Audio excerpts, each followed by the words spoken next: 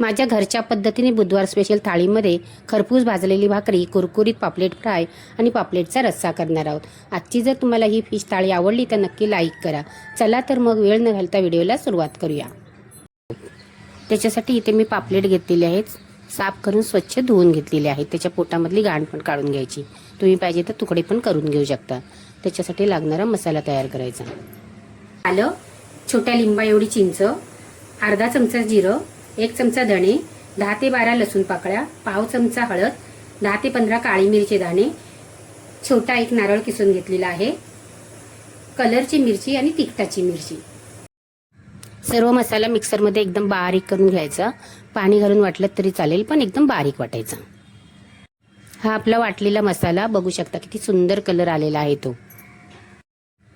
मच्छीचं कालवण बनवण्यासाठी कढई गरम करायला ठेवायची। 2 चमचे त्याच्यामध्ये तेल घालायचं आणि 7 ते 8 कढीपत्त्याची पाने घालायची।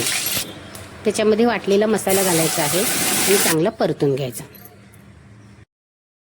काही सेकंद मसाला परतून झाल्याच्या नंतर देठासकट कोथिंबीर घालायची आहे आणि मसाल्याला तेल सुटेपर्यंत ह्याला परतून घ्यायचं आहे। त्याच्यामध्ये पाणी घालायचं आहे, तुम्हाला जेवढा रस्सा पाहिजे तेवढा, आणि आपल्याला हा मसाला एक 10 ते 12 मिनिटं चांगला शिजवून घ्यायचा आहे। त्या अंदाजाने तुम्ही याच्यामध्ये पाणी घालायचं आहे। चवीप्रमाणे मीठ घालायचं आणि मसाला चांगला शिजवायचा। मसाला चांगला शिजल्याच्या नंतरच आपण त्याच्यामध्ये मच्छी घालणार आहोत। 10 मिनिटं मसाला चांगला शिजवून घेतलेला, त्याच्यामध्ये पापलेट घालायचे आहेत। मध्यम आचेवरती 5 ते 7 मिनिटं आपल्याला मच्छी शिजवून घ्यायची। सारखी सारखी मिक्स करायची नाही, नाहीतर मग मच्छी तुटून जाते। पापलेट फ्राय करणार आहोत, त्याच्यासाठी पापलेट स्वच्छ धुवून मध्ये चिरा देऊन हळद, तिखट, मीठ, कोकम आणि आलं लसूणची पेस्ट लावलेली आहे। बारीक वाला रवा आणि तांदळाच्या पिठामध्ये चांगले घोळवून घ्यायचे आणि चांगलं कडकडीत तेल गरम करायचं आणि त्याच्यावरती पापलेट ठेवून दोन्ही साईडनी खरपूस असे भाजून घ्यायचे।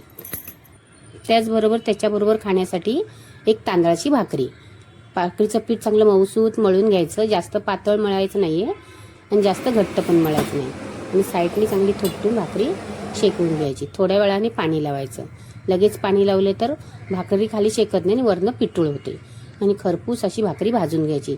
गरम गरम भाकरी आणि पापलेटचा रस्सा खूप छान लागते। आजची जर तुम्हाला ही आमच्या घरची फिश थाळी आवडली तर नक्की लाईक करा, कमेंट करा, तुमच्या मित्रमंडळींना शेअर करा। वेळात वेळ काढून तुम्ही माझे व्हिडिओ बघता त्याबद्दल मी तुमचे खूप खूप मनापासून आभार